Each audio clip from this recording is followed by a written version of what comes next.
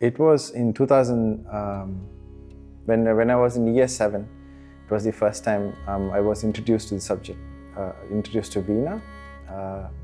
Originally, I was supposed to learn guitar. My dad took me to learn guitar, but there he changed his mind and he wanted me to learn vina and then joined my class there.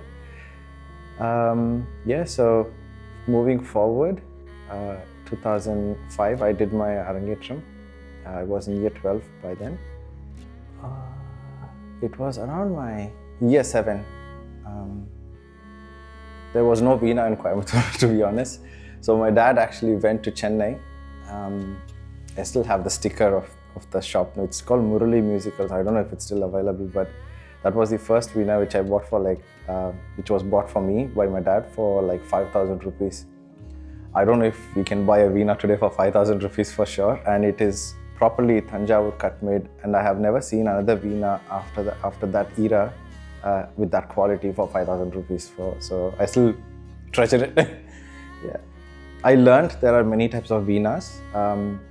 One is the one I play is Saraswati Thanjavur vina, and there is Mysore vina. I've played that one as well, and there is Ekanda vina. I own one. I love it. And then there is Bombili vina from Andhra. I've played that one as well, and it looks absolutely beautiful. That's the best part. Every state the vina has its own culture engraved into it, and it looks absolutely beautiful. I want to still play. I'm looking forward to play the Rudra vina, and I've already played sitar, so I enjoy that as well. But Rudra vina is still in my bucket list. I think before my lifetime I'll play one. I'm very privileged to have brilliant gurus in my life. One is Manjula Mami, who's my first vocal teacher ever. And then her husband, he is my veena teacher. So he's Sri Vijayendra Rao. Both of them are part of the school in Coimbatore, Temple of Fine Arts, Shivanjali. I'm a student of Shivanjali, moreover I'm a student of both of them. And I've had many gurus after that, but these two people have been throughout my life. They're still my gurus. I still learn from them. I still talk to them. I had Kedar Kharat, who is a Hindustani musician, but he's a great composer of Nada Brahmas, a Hindustani musical orchestra, and he taught me so many things. And then I came to Melbourne. After 15-20 years of learning there, I came to Melbourne. And then here I have had the privilege of learning under Sri Gopinath Iyer, and it's still continuing. So very privileged to have such an enlightened guru and guidance. Yeah. Since year 7 till my bachelor's third year, BCom third year, every day I was involved in music, associated with the school that I told you about. So in a year, there is more than 10 concerts that I will be part of, and then private concerts, and then the institution concerts, student concerts. So all my life was like go to school, go to class, and in weekends rehearse for the shows.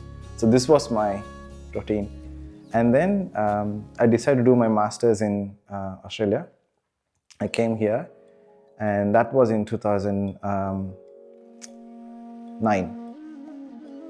9, 10, 11, 12, 13, no music in my life. Because I came here, I couldn't bring my veena, and then it's pretty much self-explanatory. The student life is very, very challenging in Australia when I came during that period.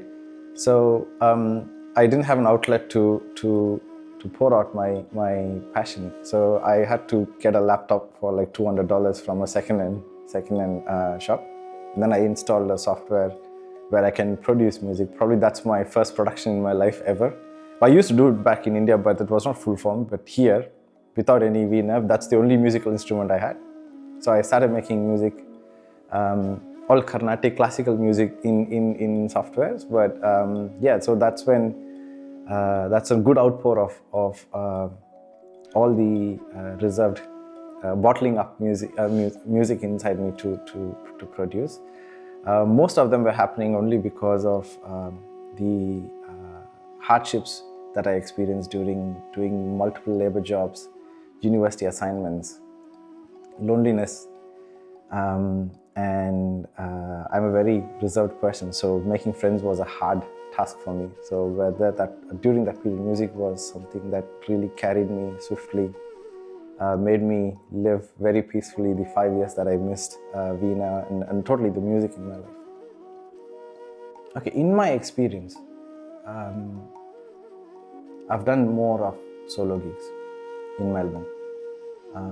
I think I like to be in that side of the situation.